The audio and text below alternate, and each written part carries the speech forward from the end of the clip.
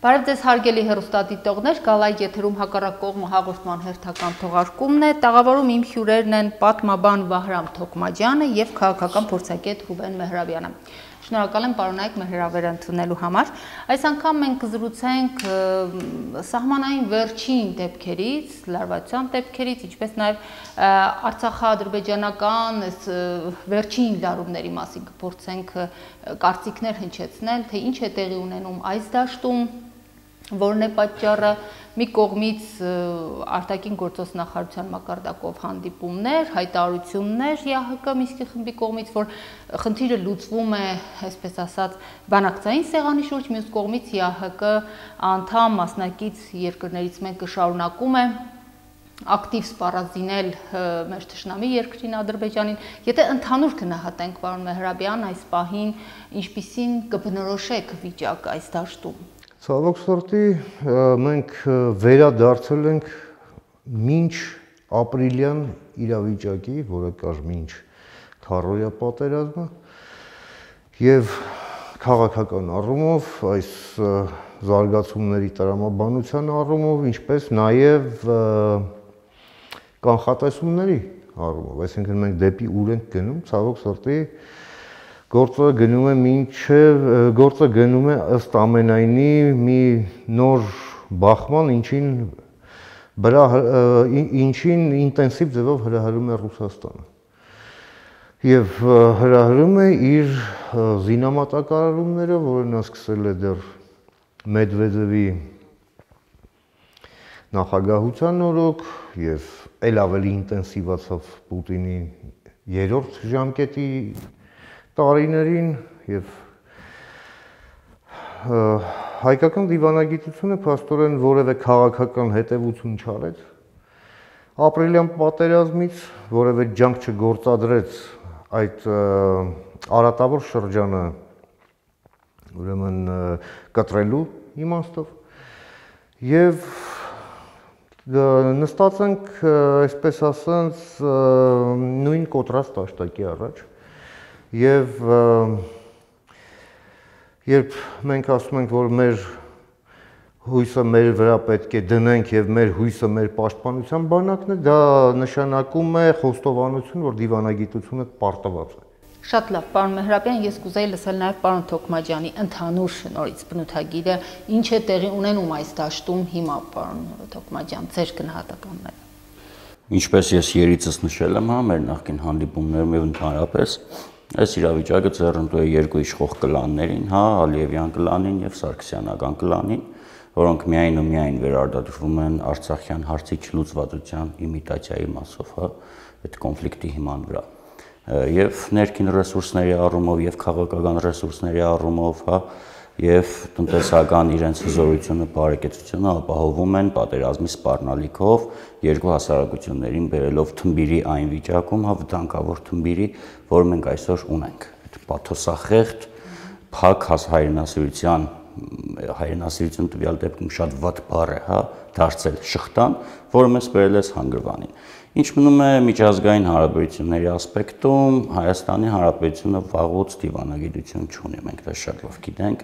Հայաստանի Հանրապետության արտաքին գործերի գերատեսչության ղեկավարը պարզապես չկա, միջազգային ասպարեզում գոյություն չունի, երբեմն տարին մեկ անգամ մենք տեսնում ենք նրան, տարեվերջան այդ մամուլոասուլիսների ժամանակ։ Ինչ մնում է ռուսական գործոնին տարածաշրջանում, որևէ մեկի համար գաղտնիք չէ, որ եւ ցարական Ռուսաստանը եւ խորհրդային Ռուսաստանը ընդհանրապես միշտ երբ մտնում է մի տարածք, ստեղծում է կոնֆլիկտի գոտիներ, դա 100 տարվա, 50 տարվա, 150 տարվա կտրվածքով քաղաքական գիծ է, որ եթե անգամ ռուսական կայսերապետության ազդեցությունը X տարածքում, որևէ կերպ նվազի,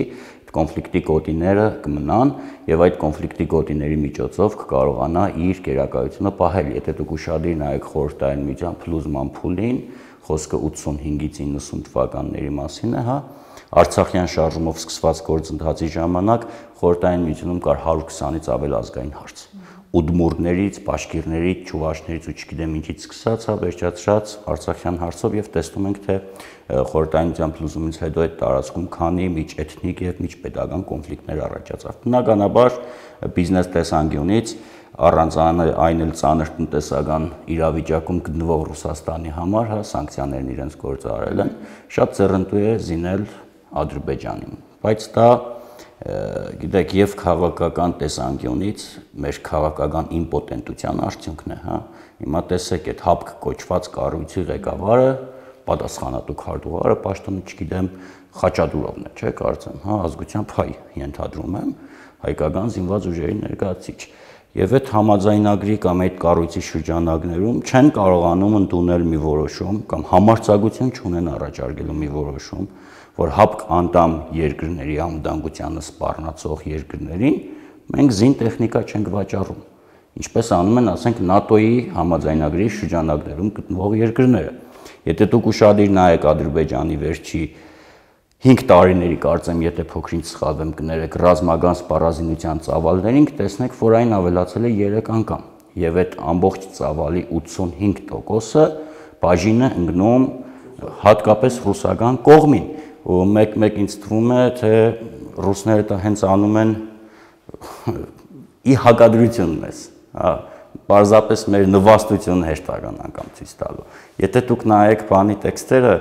Լեռնային Ղարաբաղի նախագահի մամլոխոսնագի հայկա, ախր դրանք տղայական 19-րդ դարի ֆիդայական մտածողության մեջ մնացած, հա, որևէ տեսակի դիվանագիտական ճկունություն, նրբություն չպարունակող տեքստերն։ Ես ընդհանրապես զարմանում եմ, թե այդ մարդկանց կարող է իրենք ազգանվեր, հայրենասեր մարդիկ են, այդ որակները կասկածի տակ չեմ դնում, բայց դա չի նշանակում, որ այդ մարդիկ պետք է զբաղվեն դիվանագիտությամբ։ Շատ լավ, շնորհակալ եմ պարոն Մեհրաբյան, հիշենք, ասեց արդեն պարոն Թոքմաջյանը, խոսքերը Դավիթ Բաբայանի, ինքը ասում էր Ռուսաստանի կոմերցիոն շահերի համարյանում, դա ընդհանրապես բիզնես գործունեություն է, ասում է նաև, որ հուսանք բալանսը կպահեն, այսինքն հայկական կողմին եւս կշարունակեն զենք մատակարարել։ Եթե սա այս խոսքերն ասեր Երևանում աշխատող չինովնիկներից մեկը, միգուցե ես սովորական ընդունեի, որովհետև մտածում ես, որ ինքը հերու է Արցախից, միգուցե, այո, իհարկե, կթերագնահատենք, կքննադատենք նրան, բայց կասենք ինքը հերու է Արցախից, ինքը չի ապրում Ստեփանակերտում, ինքը մտածում է, որ այդ ռումբերը չեն ընկնի իշտան իր ընտանիքի վրա, բայց եթե սա այս խոսքերն ասում է Արցախում ապրած կրված մարդը, ով նաև, չգիտեմ, ինչով է բացատրվում, ընդհանրապես ես ուզում եմ սա քաղաքականություն է։ Նախ եւ առաջ սա ոչ թե լեզվի սայթակում է կամ ինչ-որ անհատի թյուրիմացություն, սա քաղաքականություն է։ Սա քաղաքականություն է ուղղված նրան, որ Հայաստանը դա այսպես դրան կոչել է մարտնչող զորի բալայանիզմ, հա, որը նշանակում է ուրեմն շատ մեծ բարդույթ սեփական կարողությունների նկատմամբ, այսինքն որ հայ ժողովուրդը ընդունակ չէ ինքնուրույն ինչ-որ մի քաղաքական քայլի ինքնուրույնության եւ պետք է լինի ռուսի հովանու ներքո, ռուսը միշտ ճիշտ է կետ առաջին եւ երկրորդ կետ, եթե ռուսը ճիշտ չէ, ապա նա իր կետ առաջինը, հա, այդ իռացիոնալ դոգմատիկ, հա, մոտեցմամբ նրանք տանում են քաղաքականություն, այնուամենայնիվ քաղաքականություն եւ դա այն չէ, որ Ղարաբաղի իշխանությունն այլ կերպ է մտածում, իսկ Դավիթ Բաբայանը ասում է իշխանությանը հակառակ մտքեր։ Ոչ, կրկնեմ, սա քաղաքականություն է, բայց նաեւ սա արատավոր քաղաքականություն է, սա ինքնասպան քաղաքականություն է, սա մի քաղաքականություն է, որը նման է նրան, որ այդ մարդիկ, նման քաղաքականության ջատագովները պատրաստ են մեր պետությունները երկու, հա, Ալեքսանդր Մատրոսովի նման ուղղակի շպրտեն ուրիշի գնդացիրների վրա հանուն Ռուսաստանի շահերի եւ թքած թե դրանից հետո ինչ կլինի, ինչ կմնա Հայաստանից կամ Արցախից։ Պարոն Մեհրաբյան, ես սա եմ ասում, սա ուղղակի արատավոր, սա մի պաթոլոգիկ մտածելակերպ է, որին ուղղակի պետք է շիկացած երկաթով վառելով հանել ուղղակի մարդկանց ուղեղների մեջից, բավական է։ Մյուս կողմից մտածում ենք, որ եթե Ադրբեջանը զինվել է ուզում, ապա կարևոր չէ, որ Ռուսաստանը կվաճառի զենք, թե չի վաճառի։ Այսինքն պետք է զինված Ադրբեջանին պատասխանել այլ կերպ, զինվել պարզապես։ Գիտեք ինչ կա, այսպես ուրեմն ես կարծում եմ, որ այստեղ Ռուսաստանի համար սա պետք է անհետևանք չլինի գոնե հայ-ռուսական հարաբերությունների առումով։ Այսինքն Ռուսաստանին պետք է լավ ուղղակի հասցնել, որ զինամատակարարումների շարունակությունը ունենալու է հստակ թվային եւ որակական արտահայտություն եւ արտացոլում հայ-ռուսական հարաբերություններում, այսինքն ռուսները պետք է ստիպված լինեն իրենց Գազպրոմը հավաքեն այստեղից, իրենց Ռոսնեֆտը նույնպես հավաքեն այստեղից, բազայի համար սկսեն վճարել միջազգային պրակտիկայում ընդունված չափի գումարներ, որովհետև դա էլ մեր բիզնեսն է, դա էլ մեր կոմերցիան է, իսկ ինչու ոչ։ Մեզ էլ է փող պետք։ Եվ այդ ժամանակ բացի դրանից հայկական կողմը պետք է իր հարաբերությունները խորացնի միջազգային հարաբերությունների այն սուբյեկտների հետ, որոնց հետ մեր շահերը եւ մեր արժեքները իրոք համընկնում են, այլ ոչ թե այս այնպես ինչպես ռուսների պարագայում, երբ նրանք մեզ եթե դաշնակից են, ապա մեզ այլևս թշնամի պետք չէ։ Պարոն Մեհրաբյան, կարծես թե այսպես ոչ բաց տեքստով, բայց ասում են, երեք օրինակ Էդվարդ Շարմազանովը հայտարարում էր, ասում էր, որ մենք ռազմավարական դաշնակից ենք, որովհետև բան չպետք է խափանի մեր հարաբերությունները, հարցս այլ ձևակերպում ուներ, եթե Ադրբեջանը զենք չի գնում Ռուսաստանից, Ռուսաստանը հրաժարվում է վաճառել զենք Ադրբեջանին, Ադրբեջանը չի կարող գնել այլ երկրից, արդյոք ճիշտ տարբերակը չէ, որ Հայաստանը եւս շարունակի սպառազինվել, այսինքն հասնի գոնե այն մակարդակին, ինչ մակարդակին, որ Ադրբեջանը։ Շատ լավ, բայց դրա համար Հայաստանում շատ բան պետք է փոխվի, որպեսզի Հայաստանը այդ ձեր ասած քայլերը սկսի անել, հա? Այսինքն Հայաստանը նախ եւ առաջ պետք է ներքին ռեֆորմացիայի մի հատ մեծ աշխատանք տանի։ Բացի դրանից Հայաստանը պետք է արմատապես վերանայի իր պատկերացումներն ընդհանրապես անվտանգության վերաբերյալ։ Վերանայի իր նորից մի հատ վերանայի իր սպառնալիքները եւ այդ սպառնալիքները հաղթահարելու ճանապարհները, վերանայի իր հարաբերությունները միջազգային հանրությանը, թոթափի իր այսպես կոչված պարտավորությունները, որը նա թյուրիմացաբար ստանձնել է Ռուսաստանի առաջ, հա, մաքրի Հայաստանը դերուսիֆիկացնի ուղղակի ռուսական ներկայությունից այստեղ։ Եվ դրանից հետո նոր այո մտածի այդ բաների մասին, որովհետև այնպես չէ, որ Հայաստանին իր ինքնապաշտպանության իրավունքը իրականացնելու համար որևէ բարդություն կլինի ուրեմն գործընկերներ եւ դաշնակիցներ գտնելու առումով։ Մանավանդ կան դրա համար շատ հստակ առաջարկներ, որը հայկական կողմը պարզապես մատնում է անուշադրության կամ էլ արհամարում։ Սա է խնդիրը։ Շատ լավ, պարոն Թոքմաջյան, լսենք նաև ձեր կարծիքը, ընդհանրապես ապրիլյան պատերազմից հետո հայկական կողմը լուրջ դասեր քաղել է այս առումով, գոնե սպառազինվելու առումով, որովհետև չի ուզենա նորից կրկնել, բայց նորից հիշենք, Սերժ Սարգսյանն ասում էր, այնուամենայնիվ որ կռվում ենք մենք 80-ականների զենքերով։ Եվ ինչպես պարոն Մեհրաբյանն ասեց, իսկապես վիճակը հիշեցնում է նախապրիլյան այդ վիճակը, երբ անդադար ռուսական կողմը, անդադար ադրբեջանական կողմը շարունակում է սպառազինվել, հայկական կողմը ինչ-որ պատասխան, որպես պատասխան հայտարարություններ է հնչեցնում, եւ մենք գոնե ականատեսը չենք լինում կամ չենք լսում հայտարարություններ, որ հայկական կողմը սպառազինություն է ձեռք բերում։ Միգուցե սա գաղտնի են անում, չեն ուզում հրապարակել։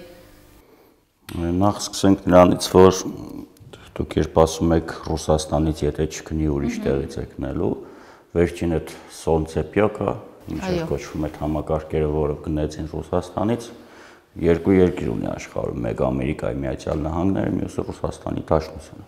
Գոնե այդ համակարգերը չէր կարող որևէ տեղից գնել, որովհետև Ամերիկայի Միացյալ Նահանգները սկզբունքորեն Սենատի ու Կոնգրեսի հadoop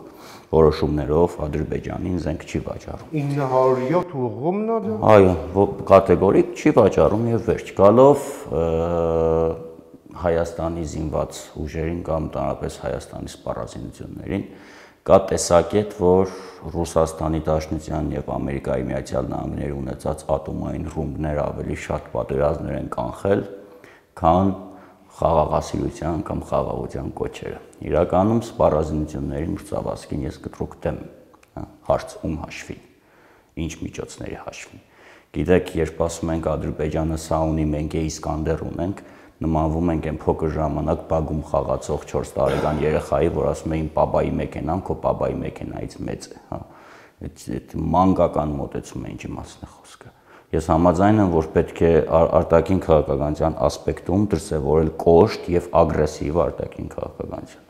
Բայց դրա համար պետք է, որ այդ արտաքին քաղաքականության պատասխանատուները, տվյալ դեպքում Սերժ Սարգսյան եւ Էդուարդ Նալբանդյանը, ունենան ներքին լեգիտիմություն,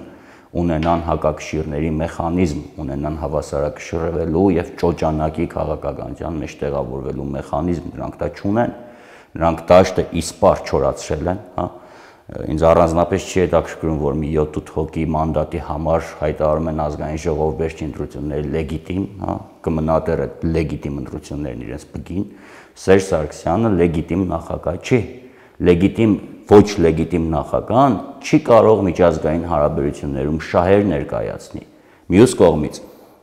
իսպար բզգտելով, հաճախորդների դաշտ սարքելով ընդդիմությունը, հա, ես մի քանի ազնիվ մարդկանց եւ ուժերի նկատի չունեմ, հա, որոնք ցավոք այսօր այն ռեսուրսները չունեն, որպեսզի դուրս գան իշխանության դեմ։ Դու թույլատնում ես ամբողջ արտաքին քաղաքականության կոնցեպտը, ինչը ընդհանրապես ինչ խաղ կարելի է տալ, եթե այսպես ասենք, հա։ Նույն Ռուսաստանի պարագայում շատ նորմալ կլինի, տրամաբանված կլինի, որ ինչ որ մի զգալի թեւ, ասենք 100,000 մարդ, թեկուզ իշխանության հետ համագործակցելով դուրս գար փողոց եւ պահանջեր սրբագրել Ռուսաստանի հետ ունեցած հարաբերությունները։ Սա շատ տրամաբանական կլիներ, որովհետեւ եթե դու համարում ես կամ հայտարարում ես քո ռազմավարական գլխավոր գերագույն դաշնակից, քո չգիտեմ ավակ եղբայր, ոմանց համար հայրիկ, ոմանց համար պապիկ, հա, ուրեմն այդ ասպեկտում իրավունքներ ունես պահանջելու։ Անում են զարգացած երկրները, հա, ընդդիմություն եւ իշխանությունը արտաքին մարտահրավերների առջեւ վարում է համագործակցված քաղաքականություն, ինչպես եղավ ապրիլյան պատերազմի օրերին, երբ Լևոն Տեր-Պետրոսյանն իր մոտ կանչեց Սերժ Սարգսյանին։ Հիմա դուք ասում եք սպառազինվենք, ում հաշվին սպառազինվենք։ Առանց այն էլ կոռուպցիան բանակում խայտառակ վիճակում է։ Առանց այն էլ մահացությունների թիվը բանակում խայտառակ վիճակում է։ Պարոն Թոքմաջյան, մենք կարճաժամկետ, այսպես ասած, տիրույթում չենք կարող բացառել եւ քաղաքագետները, գործիչները չեն բացառում, չեն կարող իսպար բացակայել, որ հնարավոր է ռազմական գործողություն։ Չէ, գիտեք, ես այդ հիվանդ մոտեցումը, ես այդ անվանում եմ հիվանդ մոտեցում։ Ես որ համառորեն երկու հասարակություններին պատրաստում են պատերազմի, այդ խայտառակությունը։ Եվ դա անում են հատկապես, այսպես ասած, անկախ փորձագետների, հնարավորինս լիբերալ ազատական փորձագետների միջոցով։ Հասարակություններին պարտադրում են պատերազմ եւ հասարակություններին նախապատրաստում են պատերազմի։ Այսօր երկու հարևան հասարակությունների համար զոհը դարձել է շարքային բան։ Ամեն առավոտ 18 տարեկան մահացած տղայի մասին լուր կարտալուց տագը մի հատ լատինատար աղոթք են գրում, հա, կամ Աստված հոգին լուսավորի, անցավ գնաց, դարավ անդեմ մարդ, այդ 18 կենսունակ այդ տղան, որը մահացավ, հա, մի հատ ընտանիք խավարեց, դարձավ անդեմ զանգված, շատ նորմալ է արդեն։ Այսօր էլ զոհում ենք սահմանին, հա, երկու հատ գլուխ են տմդմբացնում, մի անգամ մի հատ էլ կարող է բաժակ խփեն ու վերջ է դա։ Էս է պահանջատեր հասարակությունը, էս է քաղաքացին։ Շատ լավ, շնորհակալ եմ։ Պարոն Մեհրաբյան, արտգործնախարարների մակարդակով հանդիպումը եղավ առհասարակ Արցախում էլ, Հայաստանում էլ, որովհետեւ մեկը չի կարևորում այդ հանդիպումները եւ գիտեն երկու երկրներում էլ, որ ըստ էության այդ հանդիպումները որևէ բան չեն փոխում։ Գնում են, այսպես ասած, գնալու համար, շատ ժամանակ միջնորդներին չվիրավորելու համար, այդպես էլ հայտարարում են։ Արտաքին հարաբերություններում ինչ կարելի է անել, որ չի արվում եւ ինչու է առհասարակ հարցը հասնում։ Տեսեք, պարոն Թոքմաջյանն էլ ասում է պետք չէ զինել, պետք է այդ հարցը լուծել արտաքին հարաբերություններում, այսինքն անելիք ունի Սերժ Սարգսյանը, անելիք ունի արտգործնախարարը։ Առանց զինվելու իհարկե դա դժվար կլինի նախ եւ առաջ, մեկ եւ երկրորդը ես համաձայն չեմ նրան, որ Հայաստանում հասարակությանը պատրաստում են պատերազմի։ Հայաստանում եթե պատերազմի նախապատրաստեին, այսքան ողորմելի վիճակում չէր լինի ոչ ղեկավարությունը, հա, ու ոչ էլ այսքան sense այսպես ասենք, այսքան դժգոհ ամեն ինչից չէր լինի հասարակությունը։ Պատերազմի պատրաստվելն այսպես չի լինի։ Այլ է պարագեն Ադրբեջանում։ Ադրբեջանցիներն այսօր համաձայն են, թող իրանցից օրական 5 հոգի զոհվի, մի հոգի հայերից զոհվի, այնտեղ միևնույնն է որևէ մեկը չի հարցնում, նույնիսկ այնտեղ չեն հրապարակում դրա մասին։ Նույնիսկ այնտեղ օրենք են ընդունել, որ այդ հրապարակողներին էլ կարող են դնել ու դատել։ Նույն բանը մեր մոտ չի իհարկե, ես նույն հարթության վրա կհրաժարվեմ դնել, որովհետև այստեղ նույն հարթությունները չեն, մեկ, եւ երկրորդը ի սկզբանե Հայաստանի ձեռնտուչը պատերազմի վերսկսում։ Միևնույն ժամանակ Ադրբեջանն ուղղակի իր այս տրամաբանության մեջ ուղղակի այլ ելք չի թողել իր համար, քան պատերազմի սանձազերծումը ուրեմն հնարավոր կամ հարմար պահի։ Երկրորդը, այս հանդիպումներն այնուամենայնիվ ունեն որոշակի կանխարգելիչ նշանակություն, սպասել ինչ-որ բան այս ուրեմն հանդիպումներից երևի թե իմաստ ունի մի շատ պարզ պատճառով, որովհետև Մինսկի խումբ ասվածը,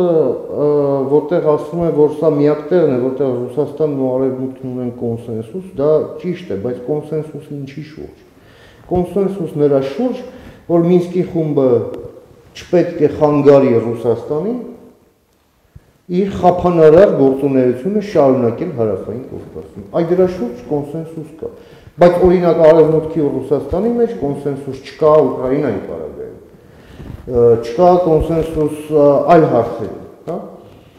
Ինչ որ տեղով մենք տեսնում ենք փորձ կա Սիրիայում ինչ որ ընդհանուր հարցեր դիտելու, բայց ես էլ դրան մեծ հաշվով չեմ հավատում, որտեղ այնտեղ շահերը տրամագետորեն հակառակ է։ Այնպես որ ես այս կոնսենսուսին չեմ հավատում։ Եվ հետո գիտեք ինչ, Արևմուտքն այստեղ իր կարողությունների համար պարտներ չունի։ Եթե տեսեք Վիեննայի պայմանավորվածությունները ուղղակի դրեցին,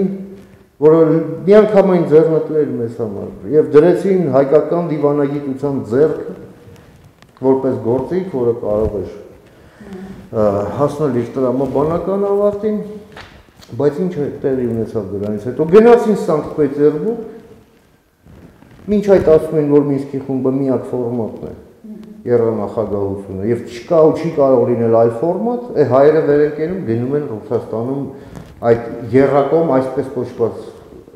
բանակցությունների, որի ընթացքում պարզապես լղոզվում են Վիեննայի պայմանավորվածությունները, դրվում անորոշության ռեժիմի մեջ, այսինքն վերադարձնում անորոշության ռեժիմի մեջ եւ արդյունքում մենք ունենք այն ինչ ունենք։ Ի վերջո մենք այդ անհասցե կոչերը միջազգային հանրության կարող են հանդիպել մի պատասխանի։ Գնացեք ձեր ռուս դաշնակցից նախ եւ առաջ պահանջեք, թող ձեր թշնամիներին չզինի, հետո նոր եկեք մեզանից բան ուզեք։ Մենք ինչ անենք ձեր համար։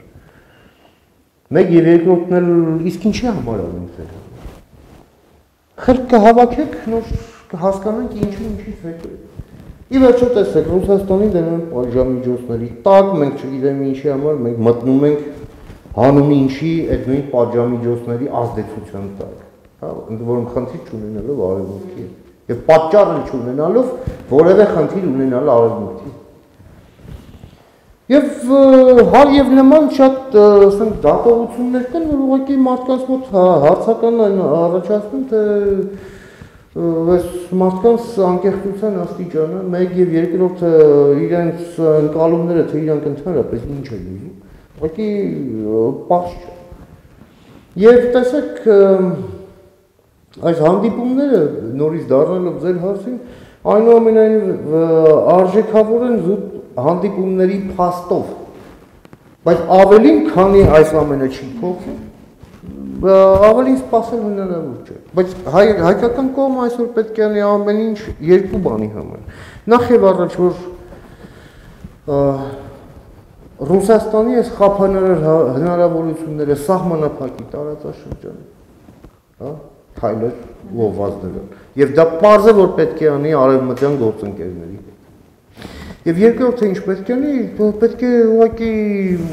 Ադրբեջանի այս քաղաքականությունը, որը խրախուսվում է Ռուսաստանի կողմից, ուղղակի լուստրացիայի ենթարկի եւ Այսպես ասենք, վերանայելով իր հարաբերություններն արտաքին աշխարհի հետ, փորձի հենց այդ ասպարեզում ինչ-որ բանի հասնել։ Մենք տեսնում ենք, որ այսօր փաստորեն այս միջազգային հանցավորությունը կոռուպցիայի ձևով, հա, որ այդ միջազգային մասշտաբների ստացել, մենք տեսնում ենք, որ ադրբեջանական եւ ռուսական հանցավորությունն այսօր գործում են ձեռք-ձեռքի։ Եվ միջազգային սանկցիաները գործում են Ռուսաստանի դեմ հենց նաև այդ ուղղությամբ, այդ միջամտությունները, այդ կոռուպցիոն սկանդալները, որը արդեն ազգային անվտանգության սպառնալիք է իրենից ներկայացնում բազմաթիվ երկրների համար, նույնիսկ Միացյալ Նահանգների հետ ամեն ինչը արվում է նաև մենք տեսնում ենք ադրբեջանական շրջանակների լայն մասնակցությամբ, հենց երեք այդ ագալարովների մասնակցությունը, հա, այդ կոմպրոմատների փոխանցման գործում, ինչ տեղի ունեցել Միացյալ Նահանգներում, CNN-ը երեք նույնիսկ տեսանյութ դրեց դրա հետ կապված, հա, դիտած կլինեք։ Այսինքն այս ձևով, որ ելի ցիտեմ Դավիթ Բաբայանին, որ մենք դժգոհ ենք, որ ռուսները զենք են ուղարկում,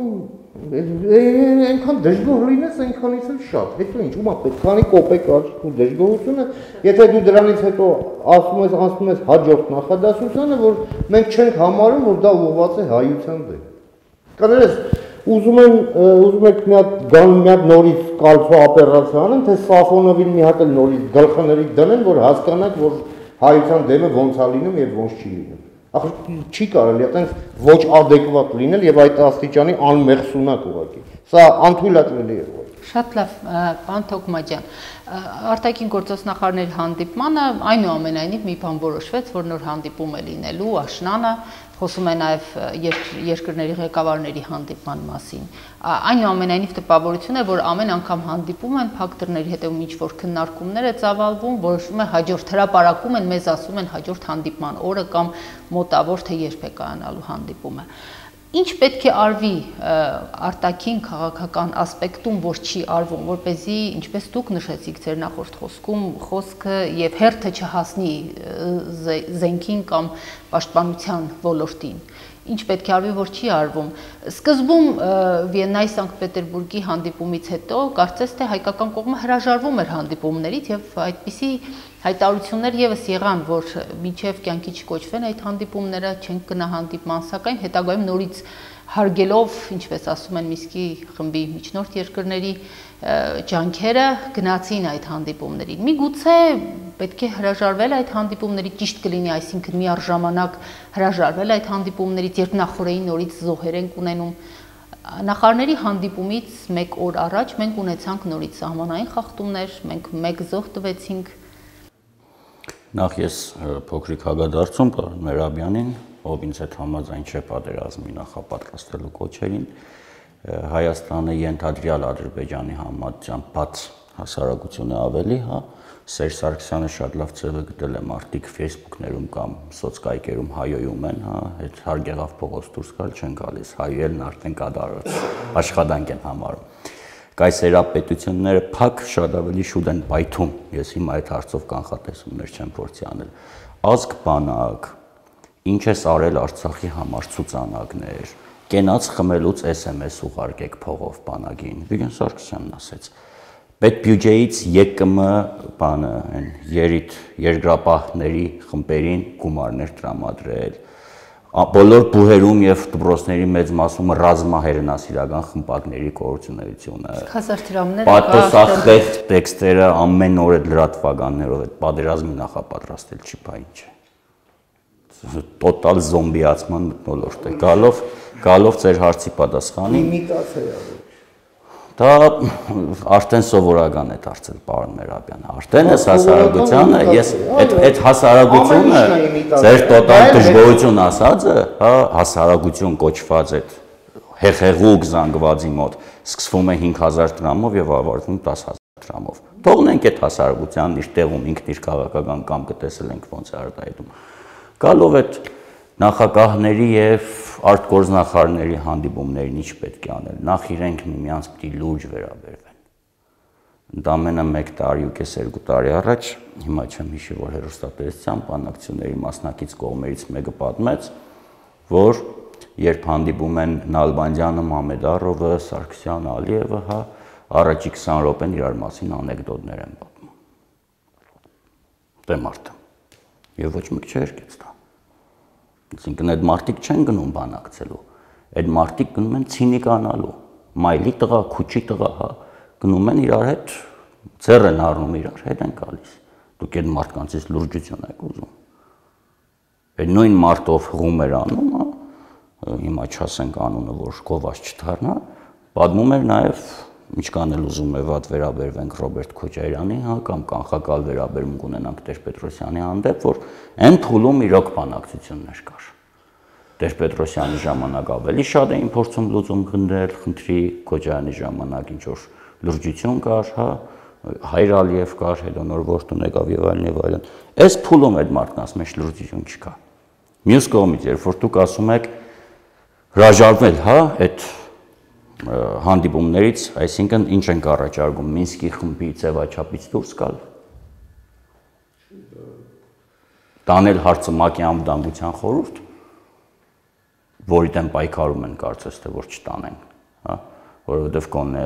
հակահայկական մի քանի բանաձևեր գիտենք այդ կողմից ընդունված։ Ինչ ռեսուրսով չգնալ այդ հանդիպմանը։ Դուք ո՞նց եք պատկերացնում Էդվարդ Նալբանդյանը ասի ես հրաժարվում եմ հանդիպումից։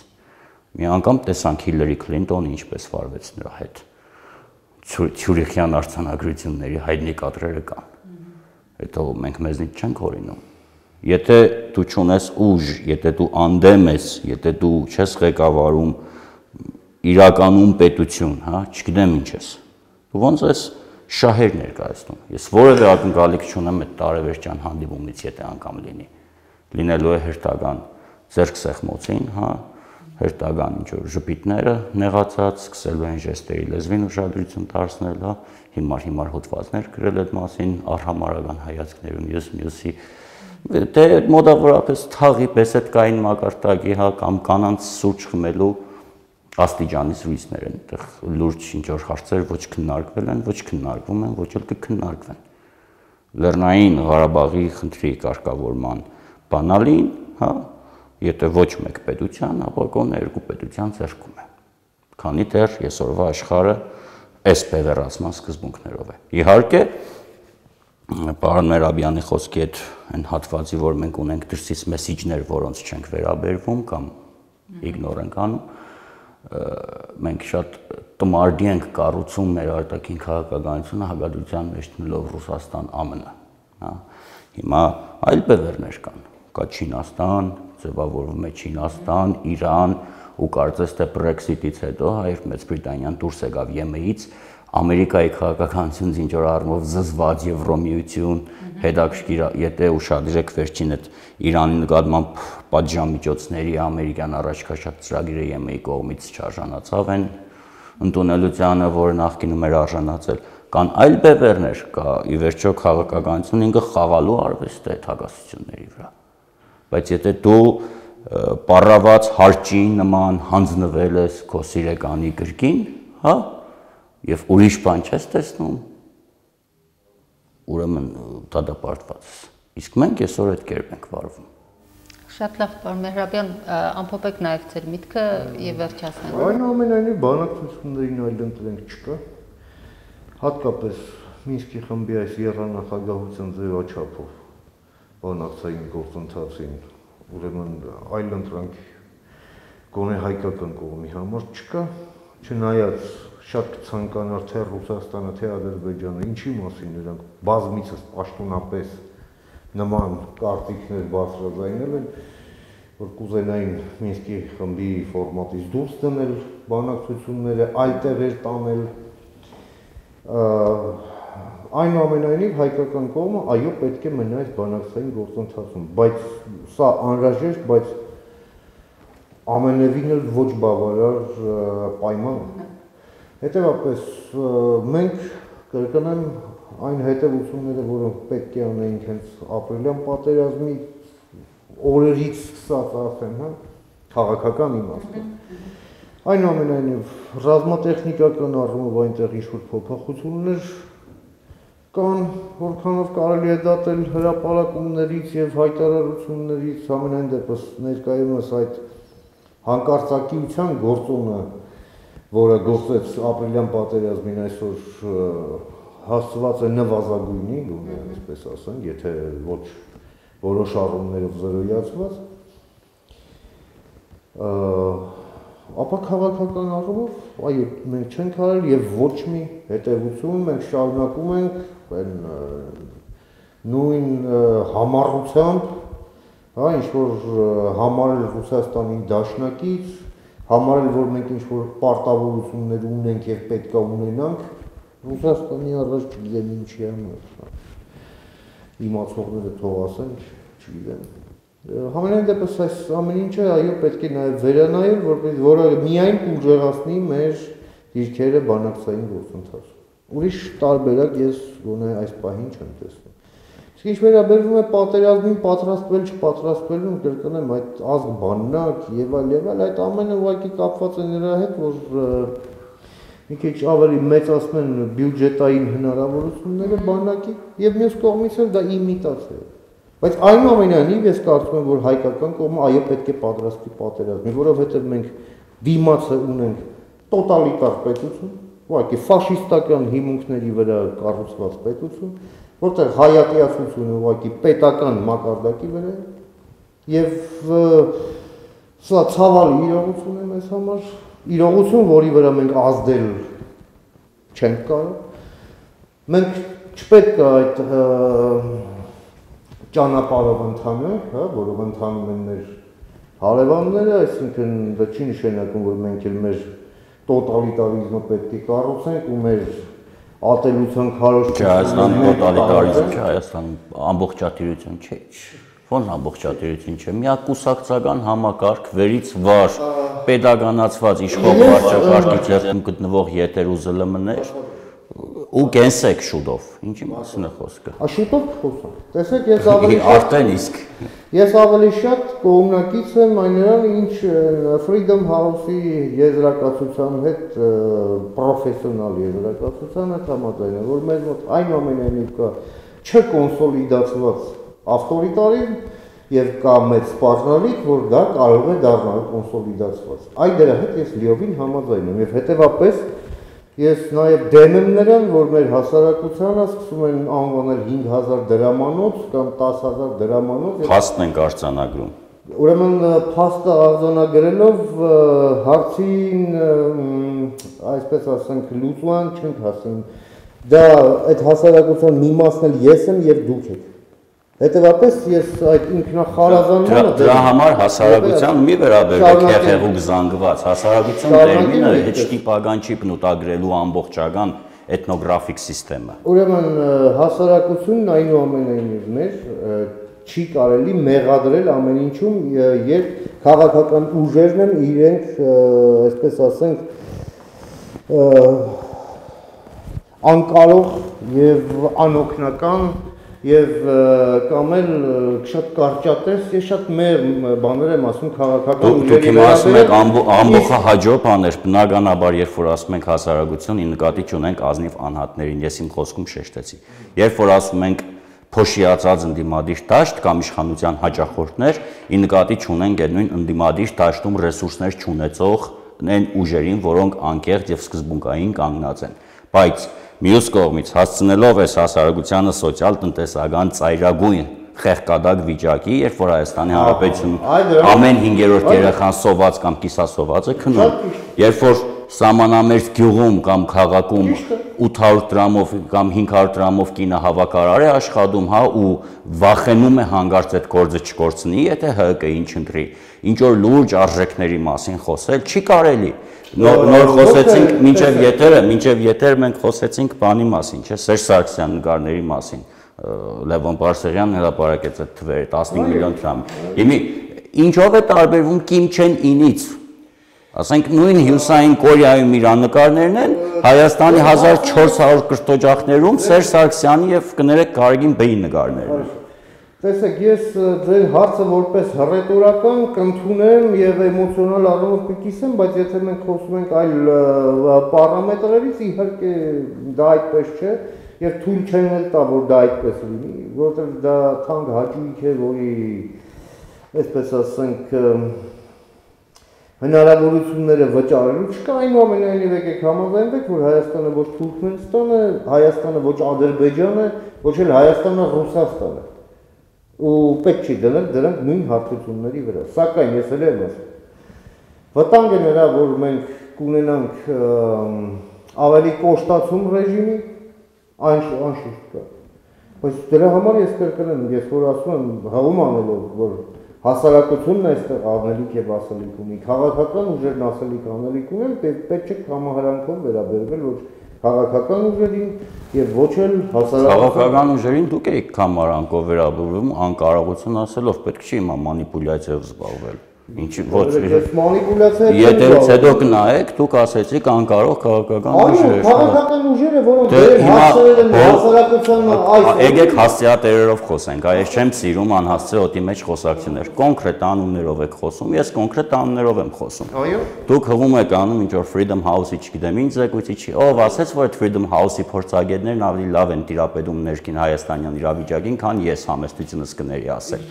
Ով ասեց, որ իրենք իրենց գնահատականներում ավելի պրոֆեսիոնալ են, քան ես։ Գնահատականներ տալու կարողություն։ Ներողություն, ես վերջացնեմ միտքս, դուք շատ բան, լրիվ իշխանությունների ворտեգրած, Թուրքմենստան, Ադրբեջան, լավ է, Բուրկինա Ֆասո հետ չհամեմատվեցիք։ Չէ, Բուրկինա Հասարակությունները զարգանում են այն ժամանակ, երբ որ համատում են ավելի կայացած հասարակությունների հետ, ոչ թե Զուկայարեն անցկացնում Իլհամ Ալիևն է լավ, թե Սերժ Սարգսյանը։ Չէ, ճիշտ է։ Բայց ինչ եք համեմատում Ադրբեջանի հետ կամ Ռուսաստանի հետ։ Բացատրեմ, մենք Կամ Թուրքմենստանի հետ։ Բացատրեմ։ Մենք շատ հեռու ենք ժողովրդավարական համակարգ կոչվելու։ Ինչ է ժողովրդավարությունը։ Ինչը։ Ժողովրդավարությունը ինչ է։ Ժողովրդավարությունը դա ունի չափանիշները, որոնք կոնկրետ պարագայում։ Սկսած ընտրություններից Ով է մեղավոր, մենակ չասեք միայն իշխանությունները։ Իշխանությունն էլ է մեղավոր, ընդդիմությունն է Մեծապես իշխանությունը եւ այդ մեծապես իշխանությունը եւ այդ իշխանությանը վախի, տոտալ ճնշումի մթնոլորտում աջակցող 5000 դրամով կամ 10000 դրամով վաճառվող հասարակությունը։ Այն խմբերը, որոնք ձայն են տալիս ընտրակաշառքով։ Ես ամենևին համաձայն լինեք թե չէ, ես ձեզ չեմ փորձում համոզել, ես դարամիտ կլինեի, եթե կայացած մարդուն համոզեի։ Հիմա շատ կներեք, բոլորս ունենք կենսական խնդիրներ, բոլորս։ Ով իշխանական փուլում կամ ասպեկտում չի, ով իշխանական ճամբարում չի, չունի տագից բիզնեսներ կամ կեղտոտ փողեր։ Այդ ոնց է լինում, որ մենք կարողանում ենք մեր աշխատանքի ոլորտներում մեր արժանապատվությունը պահել։ Ես սա ասում եմ շատ հստակ եւ բարձրաձայն։ Գլուխներս չխոնարել, կաշառքի գայթակղությանը չգնալ, դիմանալ, թեգուս կենսական բազմաթիվ պահանջմունքներ մի կողմ տնելով, այն մյուսը չի կարողանում։ Իհարկե դա ինձ տալիս է իրավունք հնչեցնելու գնահատական։ Գիտեք ինչ, բայց էլ եմ ասում, խոսքը կարող է վերաբերվել նաև հասարակության ողջ սեգմենտին, բայց ոչ ողջ սեգմենտին, ոչ։ Ես ասում եմ կոնկրետ կաշառք վերցնողների, ստիպված կաշառք վերցնողներ, կաշառակերների։ Բայց դա էլ եմ ասում, դա հասարակության մի մասն է, բայց ոչ հասարակություն։ Շատ կներեք, այդ նույն մասը մեծ մասն է։ Ընտրությունների արդյունքները դա ցույց տվեցին, որ դա մեծ մասն է։ Մյուս կողմից, այդ նույն հասարակության մեծ մասը պետք է լիներ պահանջատեր ուժեղ բանակ ունենալու, պաշտպանված կներեք հասարակություն ունենալու, պաշտպանված երկիր ունենալու, ժողովրդավար շատ սիրուն բառ է հնչում երկիր ունենալու եւ այլն, պետք է լիներ պահանջատեր։ Բայց ինքը արդեն իր 10000 դրամը վերցրել է, ինքը դրանով օտարել է իրեն կառավարման որևէ տեսակի իրավունքից։ Այդ մարդը այլևս պահանջատեր չի։ Եթե անգամ ինքը սովորական էս թաղի ժեկը մտնի ասի եկեք զիբլի վարձը տարեք, հա, բանը աղբը հավաքեք տարեք, ստերս իրան հենց այդ տշելով կլարեն այդ ժեկի շենքից մինչև հաջորդ 5 տարվա ընտրությունները։ Ինքը իր 10000-ն արդեն վերցրել է, խոսքը այդ մասին է։ Իհարկե ես հասկանում եմ, որ մարդիկ եղել են ճնշումների տակ են, արդեն ասեցի սոցիալական վիճակից ելնելով խայդառակ վիճակը։ Ես չեմ մեղադրում այդ մարդկանց։ Բնավ, խնդիրը էս չի։ Խնդիրը կայանում է նրանում, որ մենք իրականությունից մեզ կտրում ենք, մենք չենք փորձում հասկանալ մենք ուր ենք ապրում։ Դուք, ես, էլի շատ մարդիկ խմբեր ապրում են ինչ որ բանը 5000 հոկանոց Facebook-ի անկախ միջավայրում կամ կիսաանկախ կամ կիսամանիպուլացվող, ու մենք գիտենք, թե հայաստանյան իրականությունն է։ Հայաստանյան իրականությունը շատ ուրիշ է, կապ չունի ներկայիս հետ։ Հայաստանյան իրականությունը Սերժ Սարգսյանի սարկած Հայաստանն է։ Հայաստանի իրականությունը ազգային ժողովի ամբիոնից Արշակ Սադոյաններ արտադրող բուծող ընդդիմադիր Հայաստանի իրականություն։ Շնորհակալ եմ, հարգելի պարոնայք, այս խոսակցությունը արդեն մասնավոր է, կշարունակենք հաղորդումից հետո, մեր եթերաժամը սպառվեց։ Շնորհակալ եմ նաև ձեզ, հարգելի հեռուստադիտողներ, հիշեցնեմ, որ սա հակառակ կողմը հարթակն է, գալայի եթերում մեր հաղորդումն ավարտվեց։ Տաղավարում իմ հյուրերն էին Վահրամ Թոքմաջյանը, պատմաբան, իսկ մյուս կողմում Ռուբեն Մեհրաբյանն էր, քաղաքական փորձագետ։ Տեսություն։